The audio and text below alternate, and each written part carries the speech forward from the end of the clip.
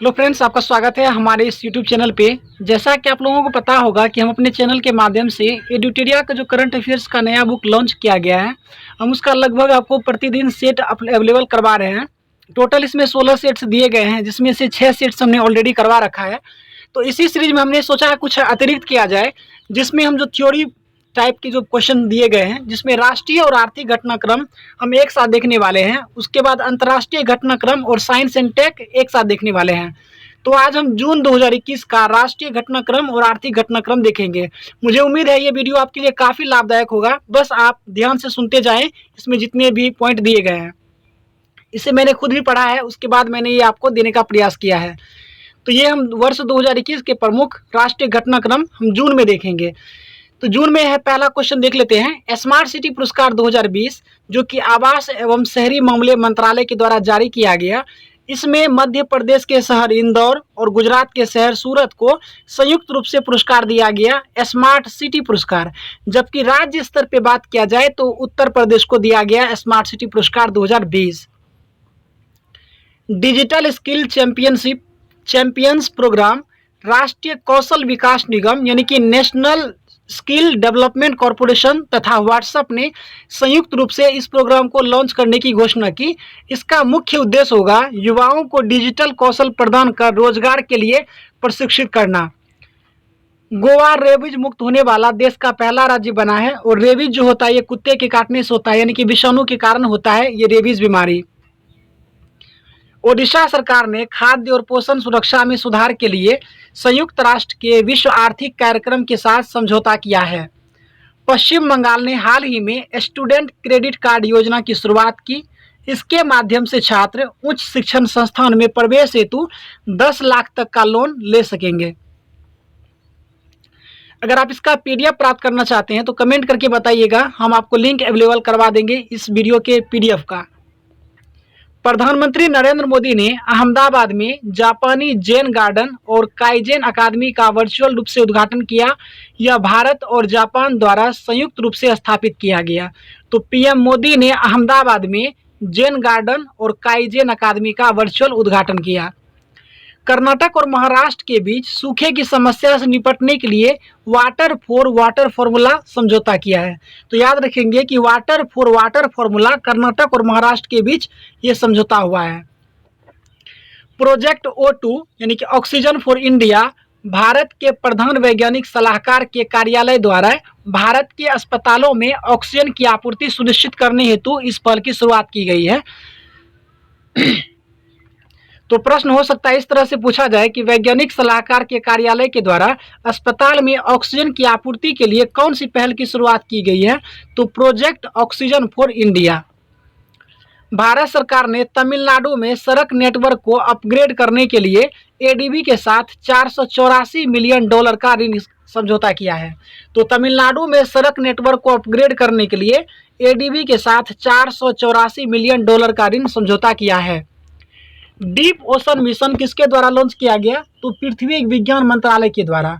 इसका उद्देश्य होगा कि सागरीय संसाधनों के सतत उपयोग हेतु गहरे समुद्र का पता लगाने के लिए इस मिशन की शुरुआत की गई है।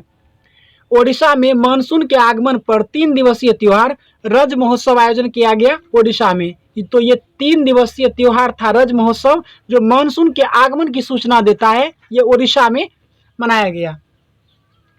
ईज ऑफ लिविंग इंडेक्स 2020 ये centre for science and environment द्वारा जारी किया गया। इसमें प्रथम स्थान बेंगलुरु को मिला है, जबकि दूसरा स्थान चेन्नई को मिला है। तो centre for science and environment द्वारा जारी ईज ऑफ लिविंग इंडेक्स 2020 में पहला स्थान बेंगलुरु को मिला है और दूसरा स्थान चेन्नई को।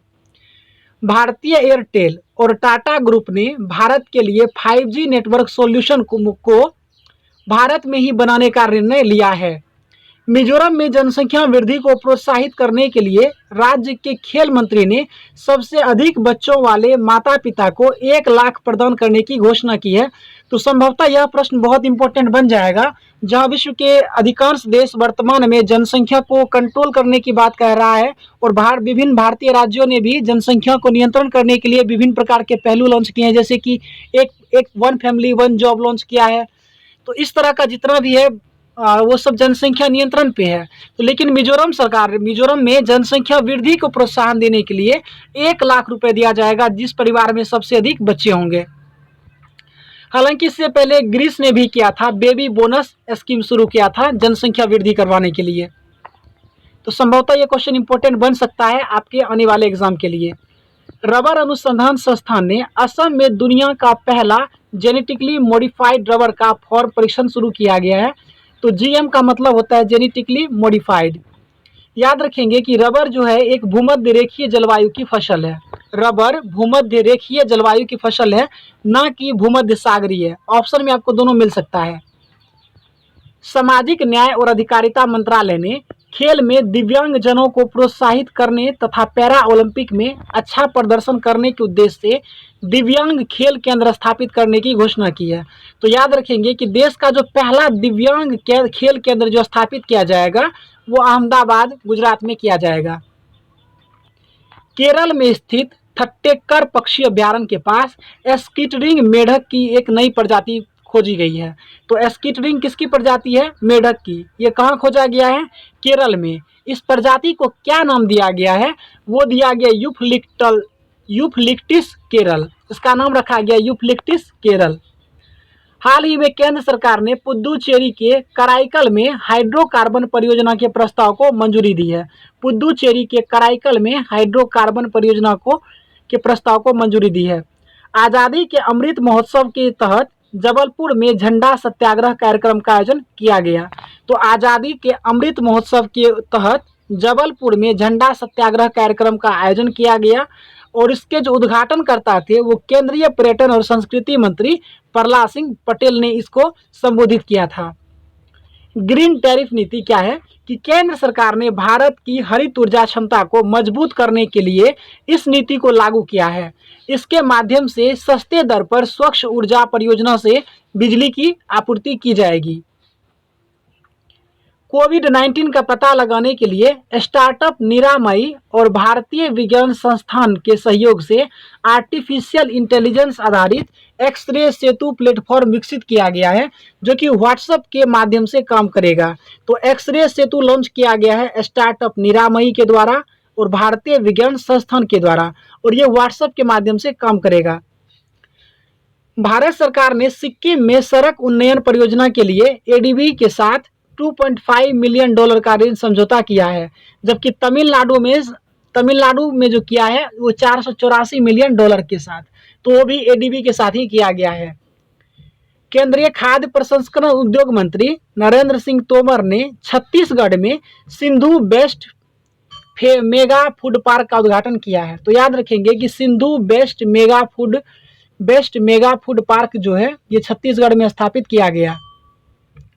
एचडीएफसी बैंक ने 2031-32 तक कार्बन न्यूट्रल बनने का लक्ष्य निर्धारित किया है। इसके लिए ऊर्जा उत्सर्जन और जल का उपभोग कम करेगा और 50% नवीकरणीय ऊर्जा के प्रयोग पर बल देगा। तो एचडीएफसी 2031-32 तक कार्बन न्यूट्रल बनने का लक्ष्य घोषित किया है। जम्मू कश्मीर का वेयान गांव कोविड-19 के खिलाफ वयस्क आबादी का 100% टीकाकरण करने वाला भारत का पहला गांव बना है। तो भारत का पहला गांव जो कि वयस्क आबादी का 100% टीकाकरण किया है जम्मू कश्मीर का वेयान गांव। उत्तर प्रदेश सरकार ने महिलाओं के टीकाकरण के लिए स्पेशल पिंक बूथ की शुरुआत की है। बिहार सरकार ने मेडिकल और इंजीनियरिंग कॉलेज में महिलाओं को 33% आरक्षण देने की घोषणा की है। बिहार सरकार ने मेडिकल व इंजीनियरिंग कॉलेज में महिलाओं को 33% आरक्षण देने की घोषणा की है। हाल ही में असम सरकार ने दिहिंग पटकाई वन्यजीव अभ्यारण्य को 7वां राष्ट्रीय उद्यान घोषित किया। तो याद रखेंगे कि असम का 7वां राष्ट्रीय उद्यान होगा दिहिंग पटकाई वन्यजीव अभ्यारण्य और दिहिंग पटकाई जो वन्यजीव अभ्यारण्य होगा यह हाथियों के लिए प्रसिद्ध है। रायमोना रिजर्व फॉरेस्ट ये असम का 6ठा राष्ट्रीय उद्यान घोषित किया गया। इससे पूर्व 5 थे जिसमें काजीरंगा काफी प्रसिद्ध है, मानस, ओरंग, नामेरी और डिब्रू शंखोवा है। काजीरंगा एक सिंगई गेंडा के लिए प्रसिद्ध है, हालांकि कुछ गेंडे मानस राष्ट्रीय उद्यान में भी पाए जाते हैं। इफ्को ने दुनिया का पहला नैनो यूरिया लिक्विड लॉन्च किया है। इससे नैनो तकनीक की मदद से विकसित किया गया जिससे फसल की गुणवत्ता व उत्पादन में वृद्धि होगी। तो याद रखेंगे कि नैनो यूरिया जो लॉन्च किया है, इफ्को कंपनी ने लॉन्च किया है। हरियाणा सरकार ने करनाल जिले में ऑक्सी-वन मतलब कि ऑक्सीजन वन लगाने की घोषणा की गई है। इस वन का जो क्षेत्रफल होगा लगभग 80 एकड़ में यह लगाया जाएगा ऑक्सी-वन, और जिसमें लगभग 3 करोड़ पेड़ लगाए जाएंगे। तो स्वास्तिक जो है CSIR NCL पुणे ने स्वास्तिक नामक नई तकनीक लॉन्च की है, जो प्राकृतिक तेल का उपयोग करके पानी को कीटाणु रहित बनाएगा। तो प्राकृतिक तेलों का उपयोग करके पानी को कीटाणु रहित बनाने वाला जो स्वास्तिक नामक नई तकनीक को लॉन्च किया है वो है NCL पुणे। प्रधानमंत्री नरेंद्र मोदी ने देश की पहली इलेक्ट्रिक व्हीकल सिटी के रूप में गुजरात के केवड़िया शहर को विकसित करने की घोषणा की है। तो ये केवड़िया में जो होगा केवल इलेक्ट्रिक गाड़ियां ही चलेगी। तो भारत का जो पहला इलेक्ट्रिक व्हीकल सिटी बनेगा गुजरात के केवड़िया में। भारतीय तटरक्षक बल ने ओडिशा में ओलिव रिडले कछुए की कक्षा के लिए ऑपरेशन ओलिविया शुरुआत किया है। तो ऑपरेशन ओलिविया शुरू किया है तटरक्षक बल, भारतीय तटरक्षक बल ने, और ये ओडिशा में शुरू किया गया। ओडिशा में पाया जाता है ये ओलिव रिडले कछुआ। तो ये हमने राष्ट्रीय घटनाक्रम देख लिया। अब हमें अंतराल अब देखना है कुछ आर्थिक घटनाक्रम के बारे में। तो पहले कुछ प्रश्न बचा हुआ है, इसको देख लेते हैं, उसके बाद हम लोग आर्थिक घटनाक्रम पे चलेंगे। IIT रोपर ने जीवन वायु उपकरण विकसित किया जो काम करेगा कि यह 60 लीटर प्रति मिनट तक उच्च प्रवाह ऑक्सीजन पहुंचा सकता है। तो जीवन वायु उपकरण किसने विकसित किया है? IIT रोपर ने। यह उपकरण बिना बिजली के भी काम करेगा। और ये लास्ट क्वेश्चन जो है ये राष्ट्रीय घटनाक्रम का बहुत इंपॉर्टेंट है बिहार के उन सभी एग्जाम के लिए जो भविष्य के 1-2 महीने में एग्जाम आयोजित करवाए जाएंगे, चाहे वो बिहार SI का होना हो या फिर 67वीं BPSC का।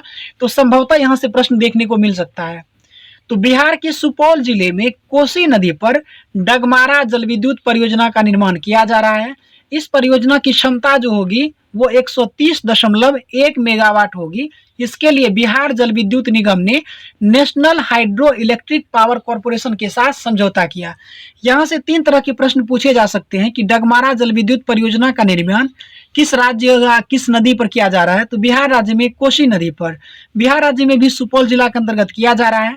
और इसमें बिहार जल विद्युत निगम ने national hydro electric power corporation के साथ समझौता किया है। तो ये खत्म हुआ आज का राष्ट्रीय घटनाक्रम। अब हम चलते हैं अंतर्राष्ट्रीय ये आर्थिक घटनाक्रम के बारे में। इसमें 5-7 पॉइंट दिए गए हैं, बहुत ही इंपॉर्टेंट सब पॉइंट हैं। हम टू द पॉइंट बात करने वाले हैं, हमें कितना पढ़ना है केवल उसी को रीडिंग देने वाले हैं। कोटक महिंद्रा बैंक ने पे योर कॉन्टैक्ट नामक मोबाइल ऐप जारी किया है। इसके जरिए ग्राहक लाभार्थी से मोबाइल नंबर द्वारा किसी भी प्रकार का भुगतान कर सकेंगे। तो याद रखेंगे कि पे योर कॉन्टैक्ट नामक मोबाइल ऐप किसने लॉन्च किया है? कोटक महिंद्रा बैंक ने। भारत सरकार ने मिजोरम में स्वास्थ्य परियोजना के लिए विश्व बैंक के साथ $32 मिलियन का ऋण समझौता किया। तो भारत सरकार ने मिजोरम में स्वास्थ्य परियोजना के लिए विश्व बैंक के साथ $32 मिलियन का ऋण समझौता किया। तो SBI ने आरोग्य health care business loan launch किया है। इसके तहत स्वास्थ्य सेवा से संबंधित बिजनेसमैन को 100 करोड़ तक का ऋण दिया जाएगा, जिसे चुकाने के लिए 10 साल का समय मिलेगा। तो याद रखेंगे कि आरोग्य health care business loan launch किया है SBI। और सफल नामक एक पहल भी शुरू किया। सफल एक लोन का ही प्रकार था, वो भी SBI ने ही शुरू किया। राष्ट्रीय सांख्यिकी कार्यालय NSO द्वारा जारी आंकड़े के अनुसार वित्त वर्ष 2020-21 में भारतीय अर्थव्यवस्था में 7.3% की गिरावट दर्ज की गई। तो ये नेशनल स्टैटिक ऑर्गेनाइजेशन के द्वारा जो रिपोर्ट जारी किया गया, इसके अनुसार बताया गया कि 2020-21 में भारतीय अर्थव्यवस्था 7.3% की गिरावट दर्ज कर सकती है।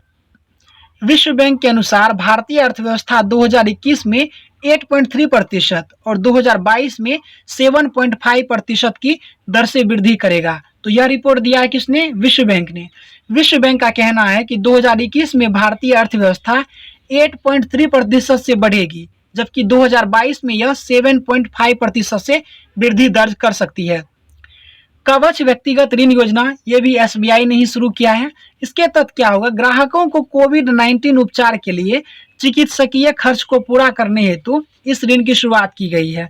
इसके तहत ग्राहकों को 60 महीने अर्थात कि 5 वर्ष के लिए 8.5% वार्षिक ब्याज की दर पे 5 लाख तक का राशि दिया जाएगा इसमें लोन। तो याद रखेंगे कि कवच व्यक्तिगत ऋण योजना एसबीआई ने शुरू किया है।